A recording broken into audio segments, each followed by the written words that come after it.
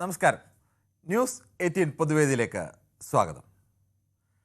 Ramesh Chennithala, VD. Satheesan, K C. Venugopal, ഇതിൽ ആരാവും മുഖ്യമന്ത്രി എന്ന ആകാംക്ഷയിലാണ് കേരളം. കേരളത്തിൽ UDFന് ഉജ്ജ്വല വിജയമൊക്കെ ഉണ്ടായി. UDFന് നേതൃത്വം നൽകുന്ന കോൺഗ്രസിൻ്റെ പാർലമെൻ്ററി പാർട്ടിയും ഹൈക്കമാൻഡും ഒക്കെയാണ് മുഖ്യമന്ത്രിയെ തീരുമാനിക്കേണ്ടത്. അതിനുള്ള പ്രോസസ്സും തുടങ്ങിക്കഴിഞ്ഞു. പക്ഷെ അപ്പോഴും ആകാംക്ഷ നിലനിൽക്കുകയാണ്. ഇന്നലെ MLA മാരെ ഓരോരുത്തരെയായി കണ്ട് കോൺഗ്രസ് ഹൈക്കമാൻഡിൻ്റെ പ്രതിനിധികൾ നിങ്ങൾ ആരെയാണ് താല്പര്യപ്പെടുന്നത്, എന്തുകൊണ്ടാണ് എന്നുള്ള ചോദ്യം ചോദിച്ചിട്ടുണ്ട്. ആ പേരും അവർക്ക് എന്തുകൊണ്ട് അവരെ മുഖ്യമന്ത്രി സ്ഥാനത്തേക്ക് കാണണം എന്ന് പറഞ്ഞ രീതിയിൽ അവർ മറുപടി നൽകിയിട്ടുണ്ട്. പുറത്തു വന്ന വിവരങ്ങളുടെ അടിസ്ഥാനത്തിലാണെങ്കിൽ കെ.സി. വേണുഗോപാലിനാണ് ഭൂരിപക്ഷം MLA മാരുടെയും പിന്തുണ. എന്നാൽ രമേശ് ചെന്നിത്തലയും വി.ഡി. സതീശനും ഒരുപോലെ തങ്ങൾക്കും ആ മട്ടിൽ പിന്തുണ ഉണ്ട് എന്നൊക്കെ അവകാശപ്പെടുന്നുണ്ട്. ഇതൊക്കെ ഒറ്റയ്ക്ക് MLA മാർ ഹൈക്കമാൻഡിൻ്റെ മുന്നിൽ അവതരിപ്പിച്ച അല്ലെങ്കിൽ പ്രതിനിധികൾക്ക് മുന്നിൽ അവതരിപ്പിച്ച വിവരമാണ്. ഈ മൂന്ന് പേരല്ലാതെ മറ്റൊരാൾ അറിയണമെങ്കിൽ സ്വാഭാവികമായും റിപ്പോർട്ട് ഹൈക്കമാൻഡിൽ സമർപ്പിക്കണം. അവിടെ നിന്ന് ഏതെങ്കിലുമൊക്കെ തരത്തിൽ ചോരുകയുമൊക്കെ വേണം. അത്തരം ചോർച്ചകളും ഒക്കെ എല്ലാ കാലത്തും ഉണ്ടാവാറുണ്ട് എന്നത് മറ്റൊരു യാഥാർത്ഥ്യമാണ്. എന്തായാലും മൂന്ന് പേരുടെയും അവകാശവാദങ്ങളൊക്കെ പരിശോധിച്ച് ഹൈക്കമാൻഡ് അടുത്ത ദിവസം തന്നെ ഒരു തീരുമാനങ്ങൾ എടുക്കും എന്ന് പ്രതീക്ഷിക്കുന്നു. പക്ഷേ അപ്പോഴും നിൽക്കുന്ന ഒരു പ്രധാനപ്പെട്ട ചോദ്യം, കേരളത്തിൻ്റെ പല ഭാഗങ്ങളിലും UDFൻ്റെ കോൺഗ്രസിൻ്റെ ഈ വമ്പൻ വിജയത്തിൻ്റെ ശോഭയെപ്പോലും കെടുത്തുന്ന തരത്തിലേക്ക് ആളുകൾ പോസ്റ്ററുകളും ബാനറുകളും സൈബറിടങ്ങളിൽ വാചകങ്ങളുമൊക്കെയായി അവർ യുദ്ധം ആരംഭിച്ചിട്ടുണ്ട്. എതിരാളികളുടെ പോസ്റ്ററുകൾക്ക് നേരെ അല്ലെങ്കിൽ ഫ്ലെക്സിന് നേരെ കരിയോലൊഴിക്കുന്നു, വലിച്ചു കീറിക്കളയുന്നു. ഒരാൾ ഇതെല്ലാം മറികടന്നുകൊണ്ട് കോമാളിത്തത്തിൻ്റെ അങ്ങേയറ്റം എന്നൊക്കെ പറയാവുന്ന രീതിയിലേക്ക് ഒരു കയ്യിൽ പെട്രോളൊക്കെ ഒഴിച്ചുകൊണ്ട് ഞാൻ ആത്മാഹൂതി ചെയ്യും എന്നൊക്കെ പറയുന്നു. ഇതൊക്കെ കാണുമ്പോൾ ആർക്കും ആത്മാഹൂതി ചെയ്യുന്ന മനുഷ്യനോട് ഏതെങ്കിലും തരത്തിലുള്ള ഒരു വിഷമമോ ഒന്നും ആയിരിക്കില്ല തോന്നുന്നത്, പരിഹാസമായിരിക്കും തോന്നുന്നത്. ഇതെങ്ങനെയൊക്കെ ആളുകൾ ഇത്തരത്തിൽ ചെയ്താൽ, ഒരു അപകടം പറ്റിപ്പോയാൽ, കയ്യിലിരിക്കുന്ന തീ ഒന്ന് മാറിപ്പോയാൽ, അപകടം പറ്റിയാൽ അയാളുടെ ജീവനാവും നഷ്ടമാകുക. അത്തരം ഒരവസ്ഥയിലേക്ക് കൂടി കേരളം നീങ്ങുന്നുണ്ട്. പക്ഷേ അപ്പോഴും കേരളത്തിൽ ഒരു വിഭാഗം പറയുന്നു ജനപിന്തുണ ഇന്ന നേതാവിനാണെന്ന് പറയുന്നു, മറുവിഭാഗം ചോദിക്കുന്നു മറ്റൊരു ചോദ്യമാണ്, ജനപിന്തുണയുള്ളവരല്ലേ വിജയിച്ച് MLA മാരായത്, അവർ പറയുന്നതല്ലേ ജനവികാരം എന്നത് ചോദിക്കുന്നു. മറ്റൊരാൾ സീനിയർ ഞാനല്ലേ, അപ്പോൾ അവർക്ക് പരിഗണന നൽകേണ്ടതെന്നുള്ള ചോദ്യം. ഈ ചോദ്യങ്ങളെല്ലാം ന്യായമാണ് എന്ന് വേണമെങ്കിൽ നമുക്ക് പറയാം. പക്ഷേ തീരുമാനം ഒരാളെ മുഖ്യമന്ത്രിയാക്കാൻ കഴിയൂ. ഈ വിഷയത്തിൽ പൊതുവേദി പ്രേക്ഷകരുടെ അഭിപ്രായം എന്താണ് എന്നുള്ളതാണ് നമുക്കറിയേണ്ടത്. ഈ വിഷയമാണ് നമ്മൾ ചർച്ച ചെയ്യുന്നത്. പ്രേക്ഷകർക്കും പ്രതികരിക്കാം.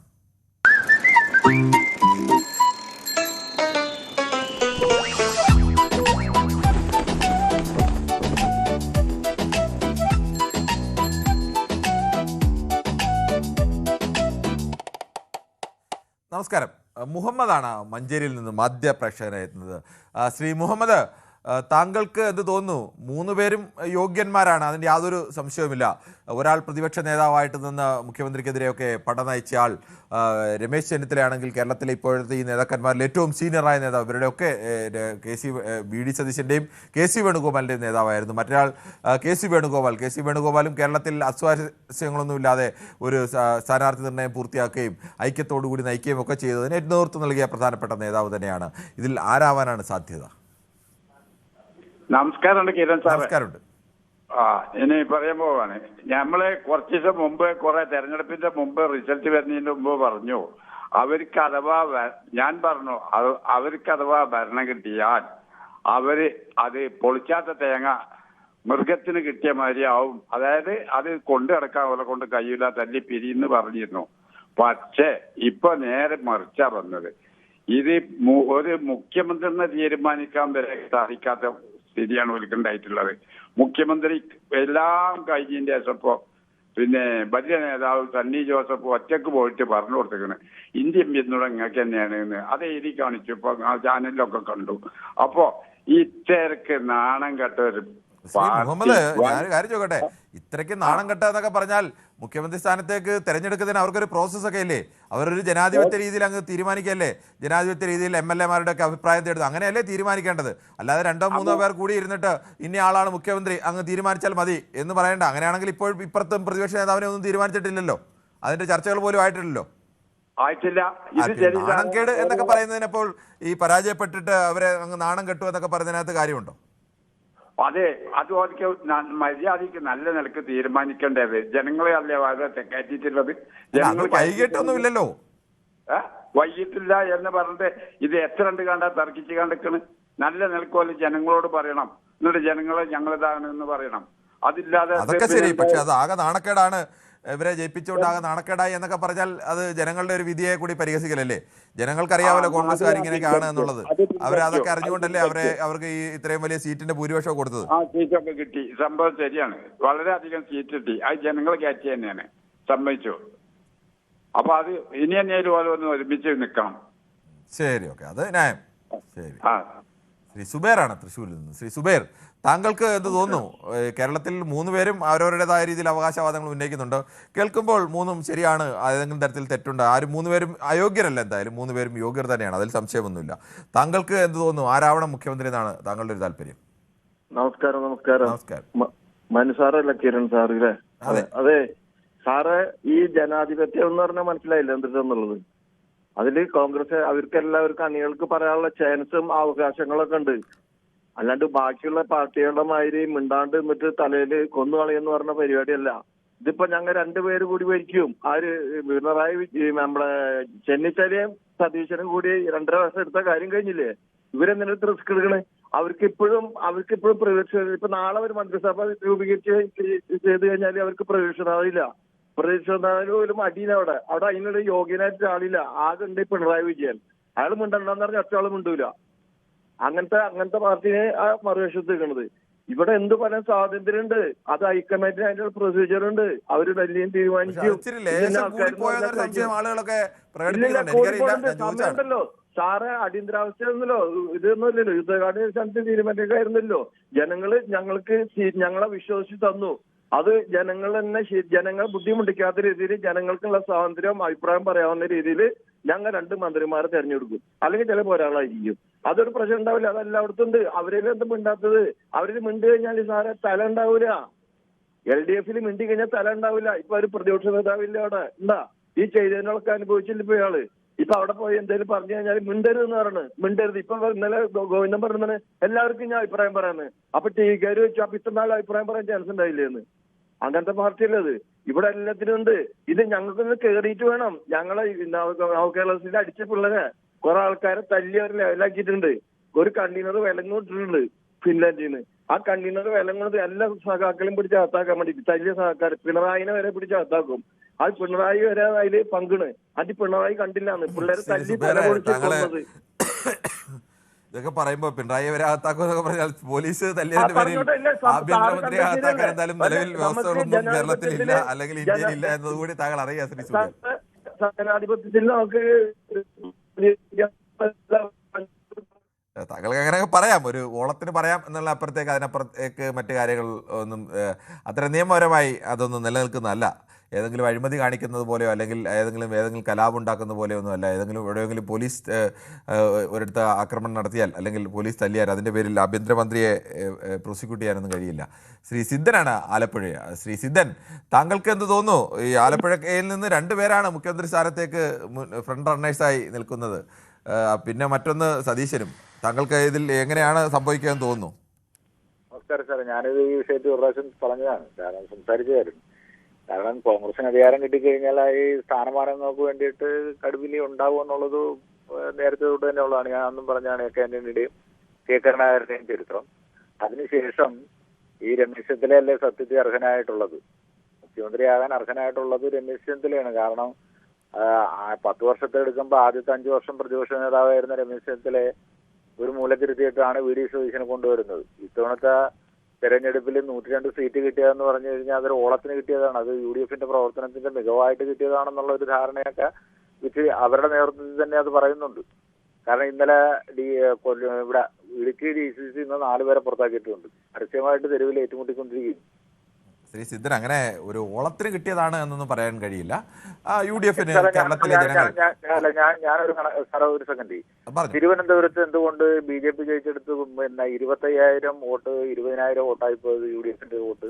അങ്ങനെ ഒരുപാട് സ്ഥലത്ത് വോട്ട് കുറയുകയും കൂടുകയും സീറ്റുകൾ പിടിച്ചെടുത്തത് അല്ല ശ്രീ സിദ്ധൻ, അങ്ങനെയാണെങ്കിൽ ഈ 3 സീറ്റുകൾ പിടിച്ചെടുത്തത് ഇടതുപക്ഷത്തിന്റെ സീറ്റുകളല്ലേ BJP ജയിച്ച 3 സീറ്റുകൾ? അത് UDF സീറ്റൊന്നും ആയിരുന്നില്ലല്ലോ. അവിടെ നേമത്തടക്കം UDF മെച്ചപ്പെട്ട രീതിയിൽ വോട്ട് പിടിച്ചില്ലേ? അപ്പൊ അതൊന്നും ഒരിടത്ത് വോട്ട് കൂടി കുറഞ്ഞതുകൊണ്ട് അങ്ങനെ ഏതെങ്കിലും ഇവര് മോശക്കാരാണെന്നോ അല്ലെങ്കിൽ ഇത് ഓളത്തിന് ജയിച്ചാണ് അങ്ങനെ പറയുന്നത് ശരിയല്ല. കേരളത്തിലെ ജനം തീരുമാനിച്ചത് UDF ആണ് ഇത്തവണ ഭരിക്കേണ്ടത്, കേരളത്തിൽ LDF ഭരിക്കേണ്ടതില്ല. അത് അങ്ങനെ കുറച്ചു പേരല്ല തീരുമാനിച്ചത്. കേരളത്തിന്റെ മഹാഭൂരിപക്ഷം ജനം ആ തരത്തിൽ തീരുമാനിച്ച് LDF വേണ്ട ഞങ്ങൾക്ക് എന്ന് തന്നെ അവർ ഉറപ്പിച്ച് പറഞ്ഞാണ് UDF കൊടുത്തത്. അതിന് ഓളത്തിന് ജയിച്ചതാണ് എന്നൊക്കെ പറഞ്ഞ് അതിനെ അധിക്ഷേപിക്കുന്നത്, ഇതിന് ആരെ ജയിച്ചാലും അങ്ങനെ അധിക്ഷേപിക്കുന്നത് ശരിയല്ല സിദ്ധൻ. പക്ഷെ സമ്മതിച്ച് എല്ലാ വർഗീയവാദികളും കൂടി ഒരു ചേരിയിലായിരുന്നു, UDFന്റെ ചേരിയിലായിരുന്നു. അങ്ങനെയൊക്കെ പറഞ്ഞ സിദ്ധനെ എല്ലാ വർഗീയവാദികളെ ചേരി കൂടെ നിർത്താനായിട്ട് മോശമായിരുന്നു. എനിക്കിപ്പോഴും അങ്ങനെ പറഞ്ഞാൽ ഇവരൊക്കെ ഏത് ചേരിയിലായിരുന്നു എന്ന് പല സംഘടനകളെ കുറിച്ചും പറയേണ്ടി വരും. ആ വോട്ടൊക്കെ ആർക്ക് വാങ്ങി എന്നുള്ളതൊക്കെ പറയേണ്ടി വരും. അപ്പൊ അതൊന്നും പറയുന്നത് ജയിച്ച് തോറ്റു കഴിഞ്ഞാൽ തോറ്റു. ജനത്തിന് കഴിഞ്ഞ തവണ LDF വേണം ജനം തീരുമാനിച്ചു, LDF നല്ല ഭൂരിപക്ഷം. ഇത്തവണ UDF വേണം തീരുമാനിച്ചു. അപ്പോൾ UDF ജയിക്കുമ്പോൾ അത് വർഗീയവാദികളുടെ വിജയം എന്നൊക്കെ പറഞ്ഞ് ന്യായീകരിക്കുന്നത് ജനങ്ങളെ നോക്കി പരിഹസിക്കലാണ്. പക്ഷെ വേറൊരു കാര്യമുണ്ട്, കഴിഞ്ഞ ഈ 10 വർഷത്തിനുള്ളിൽ ഒരു പോലീസ് അതിക്രമവും നടന്നിട്ടില്ല. ആര് പറഞ്ഞു? കഴിഞ്ഞ 10 വർഷത്തിനുള്ളിൽ സിദ്ധൻ ആലപ്പുഴക്കാരനല്ലേ? ആലപ്പുഴ രക്ഷാപ്രവർത്തനം നടത്തിയ ആളല്ലേ? ആലപ്പുഴയിലെ താങ്കളുടെ MLA ആയിട്ട് ഇപ്പൊ ഇരിക്കുന്നത് രക്ഷാപ്രവർത്തനത്തിന്റെ പേരിൽ നടത്തിയതല്ലേ? അത് കാണിച്ചത് പോലീസ് അതിക്രമം അല്ലാതെ പിന്നെ എന്തായിരുന്നത്? A.K. ആന്റണി മുഖ്യമന്ത്രി ആയിരിക്കുമ്പോഴല്ലേ A.K. ആന്റണിയുടെ കാലത്ത് അതിനൊക്കെ ശിക്ഷ ഓരോ കാലത്തും കൊടുക്കുന്നവർക്ക് ശിക്ഷ ജനം കൊടുക്കും. അതുകൊണ്ട് A.K. ആന്റണി നടത്തിയ കാലത്ത് നടത്തിയോണ്ട് പിണറായി വിജയൻ കാണിക്കാമെന്ന് പറയുന്നത് പിണറായി വിജയൻ കാണിച്ചാലും A.K. ആന്റണി കാണിച്ചാൽ തെറ്റാണെന്ന് പറയണം. സുശീലാഗോപാലിന്റെയും സിദ്ധൻ ഞാനതല്ലേ പറഞ്ഞത്. നിങ്ങൾ ഈ പഴയ കഥ പറയാതെ താങ്കൾ പറഞ്ഞത് കഴിഞ്ഞ 10 കൊല്ലം പോലീസ് അതിക്രമം നടന്നിട്ടില്ല എന്ന്. അതിന്റെ തെളിവാണ് ഞാൻ സിദ്ധൻ ഒരു മിനിറ്റ് അതിന്റെ തെളിവാണ് ഞാൻ പറഞ്ഞത്. ആലപ്പുഴയിൽ പോലീസ് നടത്തിയ ഏറ്റവും വൃത്തികെട്ട അതിക്രമത്തിന്റെ ഫലമാണ് ആലപ്പുഴയിൽ CPM കോട്ടയിൽ ചിത്തരഞ്ജൻ പരാജയപ്പെട്ടത്. ഈ വലിയ ഭൂരിപക്ഷത്തിന് പരാജയപ്പെട്ട് അവിടെ ഒരു നവാഗതനായ A.D. തോമസ് എന്ന് പറയുന്ന KSUവിന്റെ നേതാവ് MLA ആയി മാറിയത്.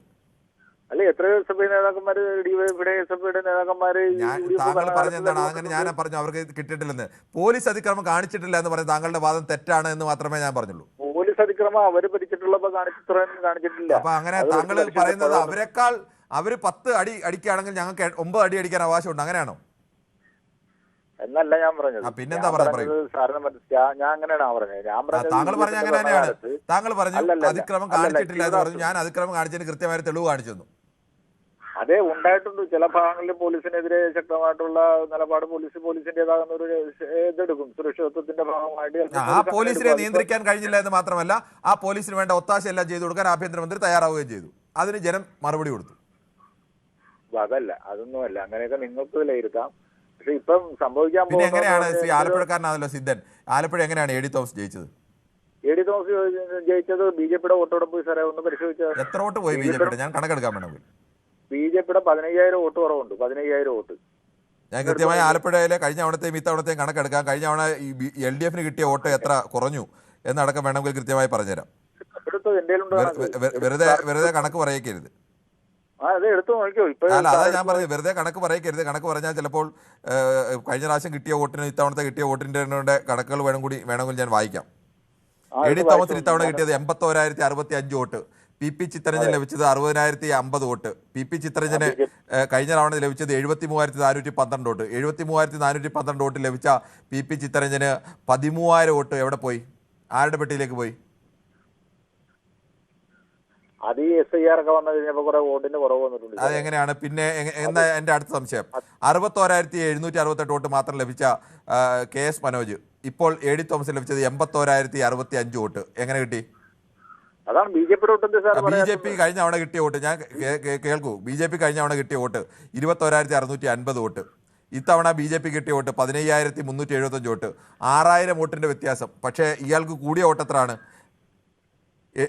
കൂടിയ വോട്ട് 61,000 നിന്ന് 81,000 ആയി. 20,000 വോട്ട്. BJPയുടെ മുഴുവൻ വോട്ടും അപ്പുറത്ത് പോയാൽ തന്നെ ബാക്കി 16,000 വോട്ട് എവിടെ വന്നു? BJP മാത്രമല്ല ആലപ്പുഴ ജില്ലയിൽ SDP ഒക്കെ അറിയാലോ, സാറിന് അറിയാലോ. SDPയുടെ സിദ്ധൻ ഒരു അടിസ്ഥാനപരമായ ഒരു കാര്യം മനസ്സിലാക്കണം. തോൽവി ഉണ്ടാവും, അത് എല്ലാവർക്കും ഉണ്ടാവും. തോൽവി ഉണ്ടാവുമ്പോൾ കയ്യിലെ കുഴപ്പമുണ്ടെങ്കിൽ തിരുത്തണം. അതിനെ ന്യായീകരിക്കാൻ ഇത്തരം ന്യായീകരണക്കാർ നിന്നാണ് ഈ പാർട്ടിയെ ഈ വഴിക്കാക്കിയത്. ഇനിയെങ്കിലും തിരുത്തണം. തെറ്റുണ്ടാവും, എല്ലാവർക്കും തെറ്റുണ്ടാവും. അങ്ങനെ ആരും അതിന് അതീതരൊന്നുമില്ല. തെറ്റുണ്ടാകുമ്പോൾ തെറ്റ് അംഗീകരിച്ച് തിരുത്തുക. ഇത്തരം കുറെ ന്യായീകരണക്കാരിറങ്ങിയാണ് സർവ്വ മനുഷ്യരെയും ഈ പാർട്ടിക്ക് എതിരാക്കിയത്. അതിന് താങ്കൾ കൂടി ഉത്തരവാദിത്തമുണ്ട്. താങ്കളുടെ വാചകം കേൾക്കുമ്പോൾ എനിക്ക് തോന്നുന്നു. ശരി, താങ്കൾ ഇനി സ്ഥിരമായി ന്യായീകരിച്ചോളൂ. കഴിഞ്ഞ പോലീസ് ഒരു കുഴപ്പവും ചെയ്തില്ല എന്ന് തന്നെ ന്യായീകരിച്ചോളൂ. അല്ല ഞാൻ വിഷയത്തിലേക്ക് വരാം. വിഷയം കട്ട് ചെയ്താ? ഹലോ, ഇല്ല കട്ടൊന്നും ചെയ്തില്ല. താങ്കളുടെ ഈ തമാശ കട്ടോണ്ട് ഞാൻ വെച്ചിരുന്ന പറഞ്ഞു. അല്ല ഇപ്പൊ ഞാൻ അന്ന് ഇതിപ്പോ മുമ്പ് നമ്മൾ ഈ വിഷയം തന്നെ ഒന്ന് ചർച്ച ചെയ്തപ്പോൾ പറഞ്ഞ അഭിപ്രായത്തിൽ തന്നെയാണ് ഞാനിപ്പോഴും നിൽക്കുന്നത്. കെ.സി. വേണുഗോപാൽ മുഖ്യമന്ത്രിയായി അങ്ങ് പോകും. അതാണ് എൻ്റെ ഒരു അഭിപ്രായം. എങ്ങനെ വരാനാണ് സാധ്യത? സിനോയാണ് പത്തനംതിട്ടയിൽ നിന്ന്. സിനോ, താങ്കൾക്ക് എന്ത് തോന്നുന്നു? എങ്ങനെയാണ് കേരളത്തിൽ ഇതിൽ ആര് മുഖ്യമന്ത്രി സ്ഥാനത്തേക്ക് എത്താനാണ് കൂടുതൽ സാധ്യത കാണുന്നത്? സിനോയുടെ ടെലിഫോണിൽ ചില തടസ്സമുണ്ടെന്ന് തോന്നുന്നു. ശ്രീ സുബേർ ആണ് തൃശ്ശൂരിൽ നിന്നും. സുബേറിലേക്ക് വരും മുമ്പ് നമുക്ക് ചില യൂട്യൂബ് കമൻറ്റുകൾ കൂടി വേഗത്തിൽ വായിക്കേണ്ടതുണ്ട്. ദയവ് ചെയ്ത് യൂട്യൂബിലെ കമൻറ്റുകൾ വായിക്കുന്നില്ല എന്നുള്ളൊരു പരാതി പലരും ഇതിൽ ഉന്നയിക്കുന്നു കൂടിയുണ്ട്. ഒരു സെക്കൻഡ്.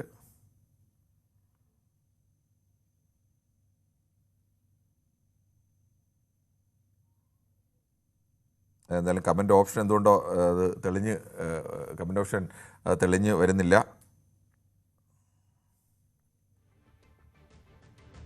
അടുത്ത ഒരു പ്രശ്നത്തിലേക്ക് പോകേണ്ടതുണ്ട്. ശ്രീ ജോൺ കോശിയാണ്.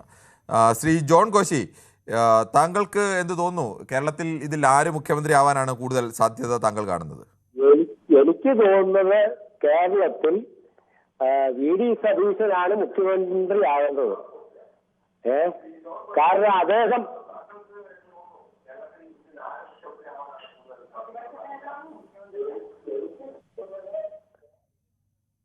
താങ്കളെ ടി വി വെച്ചുകൊണ്ട് സംസാരിക്കാൻ ശ്രമിക്കുന്നതുകൊണ്ടാണ് താങ്കളുടെ ഇതിൽ പ്രശ്നം ഉണ്ടാവുന്നത്. എന്തായാലും ഒരു ചെറിയ ഇടവേളയ്ക്ക് ശേഷം സുപ്രധാനമായ ഒരു വാർത്ത എത്തിയിരിക്കുന്നു. തമിഴ്നാട്ടിൽ വിജയ് മുഖ്യമന്ത്രരിയാവും. കേവല ഭൂരിപക്ഷം വിജയ്ക്ക് ഉറപ്പായിരിക്കുന്നു. CPM-ഉം CPI അടക്കം ഭൂരിപക്ഷം അവർക്ക് പിന്തുണ പ്രഖ്യാപിച്ചിരിക്കുന്നു. യോഗത്തിൽ അതോടുകൂടി വിജയ്ക്ക് 117 സീറ്റ് എന്നുള്ള ഭൂരിപക്ഷത്തിലേക്ക് വിജയ് എത്തിയിരിക്കുന്നു. കൂടുതൽ വിവരങ്ങളുമായി ചെന്നൈയിൽ നിന്നും CV അനുമോദാണ് ചേരുന്നത്. അനുമോദ, എന്താണ് ഏറ്റവും ഒടുവിലെ അവസ്ഥ?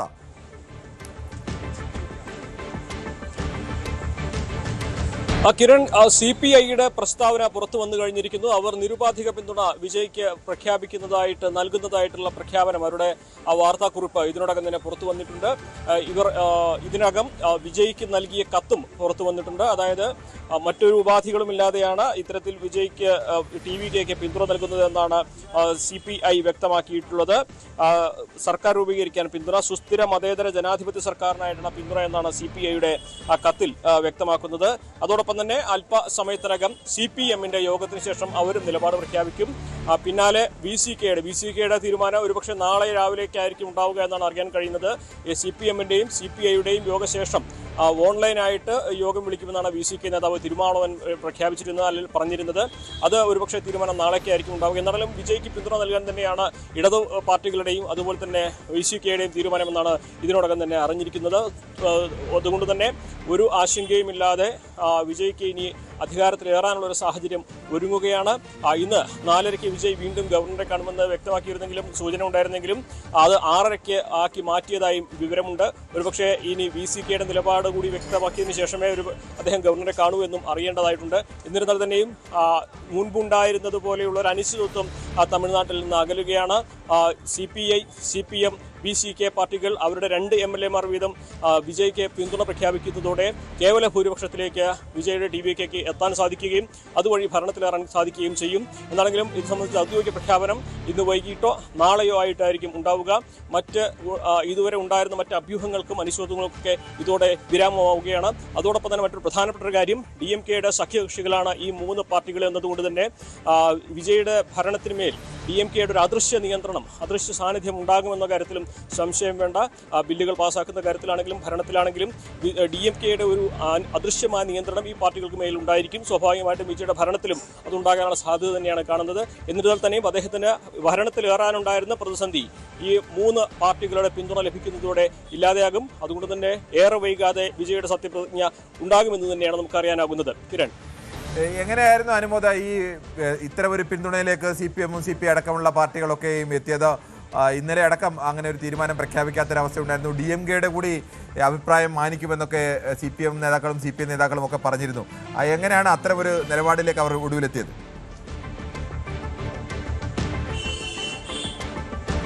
കിരൺ, ഇത് പ്രായോഗികമായിട്ട് ഇത് മാത്രമാണ് മുൻപിൽ നടപ്പാക്കാൻ കഴിയുന്ന ഒരേ ഒരു കാര്യമെന്നാണ് വ്യക്തമായിട്ടുള്ളത്. നേരത്തെ വിജയ്ക്ക് ബദലായിട്ട് മറ്റാരെങ്കിലും എന്നൊരു ആലോചന വന്നെങ്കിൽ പോലും ആർക്കും പൂർണ്ണമായിട്ടും ഈ ഒരു കേവല ഭൂരിപക്ഷത്തിലേക്ക് എത്താൻ കഴിയുന്ന ഒരു സാഹചര്യമല്ല. കാരണം DMKയും ADMKയും ഒന്നിച്ച് കൈകോർത്താൽ ഒരുപക്ഷെ ഈ കേവല ഭൂരിപക്ഷം കിട്ടും. പക്ഷേ അതിന് DMKയുടെയും ADMKയുടെയും ഒപ്പമുള്ള ഘടകകക്ഷികൾ കൂടി തയ്യാറാകണം. പക്ഷേ ഒരിക്കലും പട്ടാളി മക്കൾ കക്ഷിയും അതുപോലെ തന്നെ VCKയും ഒരുമിച്ച് കൈകോർക്കാൻ തയ്യാറാകാത്തവരാണ്. രണ്ടും രണ്ട് നിലപാടുകളുള്ളവരാണ്. രണ്ട് പാർട്ടിയുടെ തത്വങ്ങൾ രണ്ട് തരത്തിലുള്ളവരാണ്. സ്വാഭാവികമായിട്ട് അവർക്ക് ഒന്നിക്കാൻ കഴിയില്ല. മാത്രമല്ല BJPയുടെ കൂടെ CPIയോ CPMോ IOMLോ അതുപോലെ തന്നെ CPKയോ ഒന്നും തന്നെ ഭരണത്തിലേറാൻ തയ്യാറാവുകയില്ല. അങ്ങനെ ഒരു ഘട്ടം വരുമ്പോൾ DMKയും ADMKയും മാത്രം കൈകോർത്താൽ ഒരിക്കലും കേവല ഭൂരിപക്ഷത്തിലേക്ക് എത്താൻ സാധിക്കുകയില്ല.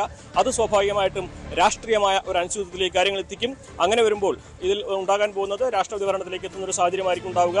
മാത്രമല്ല കേവല ഭൂരിപക്ഷം ജനഹിതം വിജയ്ക്ക് അനുകൂലമാണെന്ന് സ്റ്റാലിൻ തന്നെ വ്യക്തമാക്കിയ സാഹചര്യത്തിൽ വിജയെ ഭരിക്കാൻ അനുവദിക്കുക, 6 മാസം എങ്ങനെ പോകുന്നു എന്ന് നോക്കട്ടെ എന്ന സ്റ്റാലിന്റെ പ്രസ്താവന തന്നെയാണ് CPIയുടെയും CPMന്റെയും VCKയുടെയും ഈ നിലപാട് മാറ്റത്തിന് പിന്നിൽ പ്രധാനമായിട്ടും ഉണ്ടായിരിക്കുന്നത്. അതായത് പ്രായോഗികമായിട്ട് നടപ്പാകാൻ കഴിയുന്ന ഒരേ ഒരു കാര്യം ഈ അനിശ്ചിതത്വത്തിന് പരിഹാരം ഉണ്ടാക്കാൻ ഇത് മാത്രമാണെന്ന തിരിച്ചറിവിലാണ് ഈ ഒരു നീക്കത്തിലേക്ക് എത്തിയിരിക്കുന്നത്. അതോടൊപ്പം തന്നെ നേരത്തെ സൂചിപ്പിച്ചതുപോലെ വിജയ്ക്ക് മേൽ അദൃശ്യമായ ഒരു കടിഞ്ഞാൺ DMKക്ക് ഈ 3 സഖ്യകക്ഷികളുടെ പിന്തുണ നൽകുന്നതുകൊണ്ട് ഉണ്ടാവുകയും ചെയ്യും. അതുവഴി സ്റ്റാലിന് പൂർണ്ണമായിട്ടും അധികാരങ്ങൾ കൈവിടാതെ ഒരു നിയന്ത്രണം ഭരണത്തിന് മേൽ കൊണ്ടുവരാനും ഈ ഒരു സഖ്യകക്ഷികളുടെ പിന്തുണ കൊണ്ട് സാധിക്കുകയും ചെയ്യും. അതുകൊണ്ട് തന്നെയാണ് പ്രായോഗികമായിട്ടുള്ള ഈ ഒരു തീരുമാനത്തിലേക്ക് ഇപ്പോൾ ഈ 3 പാർട്ടികളും എത്തിയിരിക്കുന്നത്.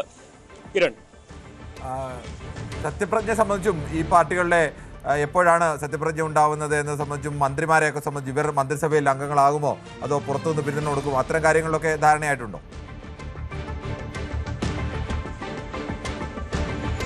അത്തരം കാര്യങ്ങളിലേക്ക് ധാരണയായിട്ട് വരേണ്ടതുണ്ട്. പല നിരുപാധിക പിന്തുണ CPM പറയുമ്പോഴും അവർ എന്തൊക്കെ മന്ത്രിസ്ഥാനം ആവശ്യപ്പെടുമോ അതോ ഒരുപക്ഷെ CPMന്റെയും VCKയുടെയും നിലപാടുകൂടി അറിഞ്ഞതിന് ശേഷമേ അത്തരം കാര്യങ്ങളിലേക്ക് പോകാനാകൂ. അവരുടെ യോഗങ്ങൾ ഇനിയും പൂർത്തീകരിക്കേണ്ടതുണ്ട്. പിന്തുണ നൽകാനുള്ള തീരുമാനമെടുത്തിട്ടുണ്ട്. പക്ഷേ എന്തെല്ലാം കാര്യങ്ങൾ വിജയ്ക്ക് മുമ്പിൽ ഒരു ഡിമാൻഡായിട്ട് ആവശ്യമായിട്ട് വെക്കും എന്നുള്ള കാര്യത്തിൽ ഇനിയും ഒരു വ്യക്തത കൈവരേണ്ടതുണ്ട്. തിരുമാവളവൻ ഒരുപക്ഷെ ഉപമുഖ്യമന്ത്രി സ്ഥാനം ചോദിച്ചേക്കുന്ന തരത്തിലുള്ള റിപ്പോർട്ടുകളൊക്കെ ഉണ്ടെങ്കിൽ സ്ഥിരീകരിക്കാനായിട്ടില്ല. അങ്ങനെയൊക്കെയാണെങ്കിൽ വിജയ്ക്ക് വലിയ വിലയാണ് ഈ ഒരു സഖ്യത്തിനായിട്ട് പിന്തുണയ്ക്ക് കൊടുക്കേണ്ടി വരിക എന്ന കാര്യത്തിൽ സംശയമില്ല. പക്ഷേ എന്നിരുന്നാൽ തന്നെയും ഭരണത്തിലേറുകയാണ് പ്രധാനം എന്നതുകൊണ്ട് തന്നെ പല തരത്തിലുള്ള ആശയങ്ങൾ ആണെങ്കിൽ ഇവരെ ഒന്നിച്ചു കൊണ്ടുപോകാൻ അല്ലെങ്കിൽ ഈ വിജയുടെ ആശയവുമായിട്ട് ഒന്നിച്ചു പോകുന്നവരല്ലെങ്കിൽ പോലും ഭരണത്തിലേറാൻ കിട്ടുന്ന ഒരു സാഹചര്യം ഉള്ളതുകൊണ്ട് അവർ DMKയുടെ പിന്തുണയോടെ ഈ ഒരു തീരുമാനത്തിലേക്ക് എത്തുന്നു എന്ന് വേണം കരുതുവാൻ. എന്ന് തന്നെയാണെങ്കിൽ എന്തെല്ലാം കാര്യങ്ങൾ അവർ മുന്നോട്ട് വയ്ക്കും എന്നുള്ളത് നമുക്ക് 1 മണിക്കൂറിൽ മാത്രമേ അറിയാൻ കഴിയുകയുള്ളൂ. VCKയുടെ പിന്തുണ നാളെ പ്രഖ്യാപിച്ചു കഴിഞ്ഞാൽ ഒരുപക്ഷെ ഞായറാഴ്ചയോടെ സത്യപ്രതിജ്ഞ ഉണ്ടാകുമെന്ന് തന്നെയാണ് അറിയാൻ കഴിഞ്ഞത്. അതിനിടെ വിജയ് ഇന്ന് വൈകുന്നേരം ഗവർണറെ കണ്ടേക്കും തരത്തിലുള്ള സൂചനകളുമുണ്ട്. അത് സംബന്ധിച്ചും കുറച്ചുകൂടി വ്യക്തത കൈവരാനുണ്ട്. കിരൺ, ശരി. ഞങ്ങളുടെ പ്രതിനിധി CB അനുമോദാണ് ചെന്നൈയിൽ നിന്നും ഇത് സംബന്ധിച്ച റിപ്പോർട്ട് നൽകിയത്. എന്തായാലും ചെന്നൈയിൽ വിജയ് അടുത്ത മുഖ്യമന്ത്രിയായി മാറുന്നു. ഈ സത്യപ്രതിജ്ഞാ ചടങ്ങിൻ്റെ സമയമൊക്കെ പിന്നീട് പ്രഖ്യാപിക്കും. എന്തായാലും അവിടെ ഭൂരിപക്ഷം ഉറപ്പാക്കിയിരിക്കുന്നു വിജയുടെ പാർട്ടി VCK. അങ്ങനെ എന്തായാലും തമിഴ്നാട്ടിൽ ഒരു വലിയ ഭരണമാറ്റത്തിൻ്റെ അവസ്ഥയിലേക്ക് എത്തുകയാണ്. നമ്മൾ വീണ്ടും മടങ്ങി ന്യൂസ് 18 പൊതുവേദിയിലേക്ക് എത്തുകയാണ്.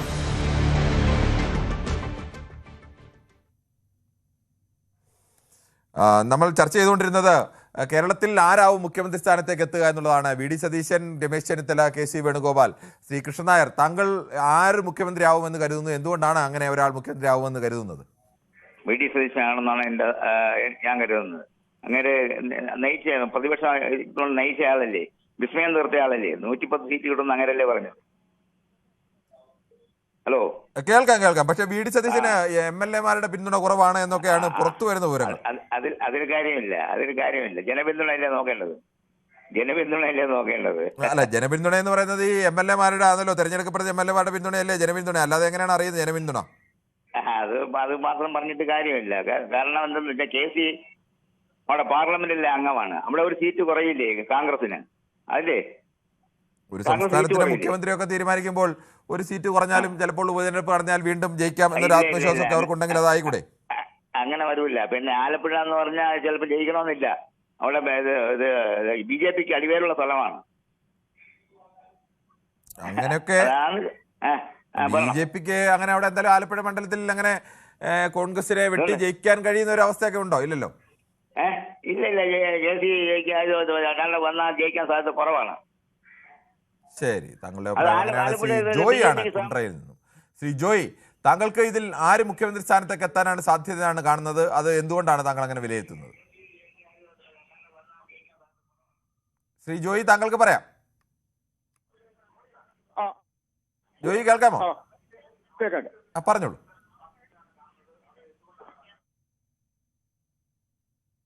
ശ്രീ ജോയി, താങ്കൾ പറഞ്ഞോളൂ. ശ്രീ സന്തോഷാണ് കാസർഗോഡ് നിന്ന്. ശ്രീ സന്തോഷ്. ഹലോ, സന്തോഷാണോ ജോയി ആണോ? സന്തോഷാണ്. സന്തോഷ്, താങ്കൾ പറഞ്ഞോളൂ. എനിക്ക് VD സതീശൻ മുഖ്യമന്ത്രി ആവുന്നതാണ് എന്റെ അഭിപ്രായം. കാരണം ഘടകകക്ഷികളുടെ അഭിപ്രായം, ഈ ഘടകകക്ഷികൾ ഇല്ലെങ്കിൽ ഈ കോൺഗ്രസിന് ഇവിടെ ഒരു സീറ്റും കിട്ടില്ല. ഏത് മലബാറിലോട്ട് ഒരു സീറ്റും ഘടകകക്ഷികൾ ഇല്ലെങ്കിൽ കിട്ടില്ല. ഇന്ന് CPM-ന്റെ അവസ്ഥ നാളെ കോൺഗ്രസിനും വരും. ഇപ്പം വയനാട്ടിൽ ഇനി അടുത്ത തെരഞ്ഞെടുപ്പ്, ലോക്സഭാ തെരഞ്ഞെടുപ്പ് മത്സരിക്കാൻ വരണമല്ലോ. ആ സമയത്ത് പോലും ഭൂരിപക്ഷം കുറയും, ഇല്ലെങ്കിൽ തോൽക്കുന്ന സാധ്യത വരെ വരും. പിന്നെ വണ്ടൂർ MLA ഒക്കെ നാളെ നിയമസഭയിലേക്ക് കയറാൻ പറ്റാത്തൊരവസ്ഥ വരും. ഞാൻ ചോദിക്കട്ടെ സാർ, KC വേണുഗോപാലിനെ ചിന്തിച്ചിട്ടാണോ ഈ കേരളത്തിലെ ജനങ്ങൾ വോട്ട് കൊടുത്തത്? കോൺഗ്രസ് വേണമെന്നൊരു ആഗ്രഹവും, രണ്ടാമത് VD സതീശന്റെ നേതൃത്വത്തിലുള്ള പ്രതിപക്ഷവും. പ്രതിപക്ഷം ഞാൻ ചോദിക്കട്ടെ, വെള്ളാപ്പള്ളി നടേശനൊക്കെ തെറി പറഞ്ഞപ്പം ഈ KC വേണുഗോപാലും രമേശ് ചെന്നിത്തലൊക്കെ തന്നെ അതവരെ വ്യക്തിപരമായ കാര്യം, അതിൽ നമ്മൾ ഇടപെടുന്നില്ല. മേലെ അധ്യക്ഷന്മാരെ കൈകൂപ്പി നിന്ന ഇവർക്കാണ് ഈ സീറ്റ് കൊടുക്കേണ്ടത്. ഈ മുഖ്യമന്ത്രി അന്തസ്സുണ്ടെങ്കിൽ ഒരു MLA സ്ഥാനത്ത് നിന്ന് മത്സരിച്ച്, സ്ഥാനാർത്ഥിയായി നിന്ന് മത്സരിച്ചിട്ട് നേടണമായിരുന്നു. ഇത് ജനങ്ങളെ വീണ്ടും ഒരു ഉപതെരഞ്ഞെടുപ്പിലേക്ക് കൊണ്ടുവരികയും ഒക്കെ ചെയ്യേണ്ട ആവശ്യമുണ്ടോ? ഇപ്പൊ ആലപ്പുഴയിൽ MP സ്ഥാനം രാജിവെക്കണം. MP സ്ഥാനം രാജിവെച്ചു. ഇപ്പം അങ്ങോട്ട് BJP-യെ വിടും. കാരണം എന്താണെന്ന് വെച്ചാൽ കേന്ദ്രത്തിലേക്ക് കോൺഗ്രസിനെ വിട്ടിട്ട് എന്താ ഉപകാരമുള്ളത്? ഈ സമയത്ത് ഇരിക്കുന്ന പാർട്ടിക്ക് BJP-യാണ്. അവർക്കൊരു സീറ്റ് കൊടുത്താൽ അത് ലാഭമാണ്. പിന്നെ ആലപ്പുഴയിൽ ഞാൻ പറഞ്ഞ KC വേണുഗോപാലാണ് AD തോമസിനെ മാറ്റി അവിടെ മത്സരിക്കുന്നത്, ഇല്ലെങ്കിൽ ഇരിക്കൊരു സജി ജോസഫിനെ മാറ്റി മത്സരിക്കുകയാണെങ്കിൽ ഈ രണ്ട് സ്ഥലത്തും ഒരു സ്വതന്ത്രനെ നിർത്തിക്കൊണ്ട് KC വേണുഗോപാലിനെ പൊട്ടിക്കണം. അതാണ് വേണ്ടത്. ശരി, ഓക്കെ. താങ്കൾ ഒരു ആലോചന, അത് കേരളത്തിൽ എങ്ങനെയാണ് വരുന്നതെന്നൊക്കെ ജനങ്ങളാണ് ഇതെല്ലാം ആത്യന്തികമായി തീരുമാനിക്കേണ്ടത്. നമുക്ക് എന്തായാലും ഇന്ന് പൊതുവേദിക്ക് ചില സാങ്കേതിക കാരണങ്ങളാൽ നമ്മുടെ സമയം അല്പം കുറയ്ക്കേണ്ടതുണ്ട്. അതുകൊണ്ട് ഇന്നത്തെ പൊതുവേദി പൂർണ്ണമാവുകയാണ്. മറ്റൊരു പരിപാടി ഉടൻ.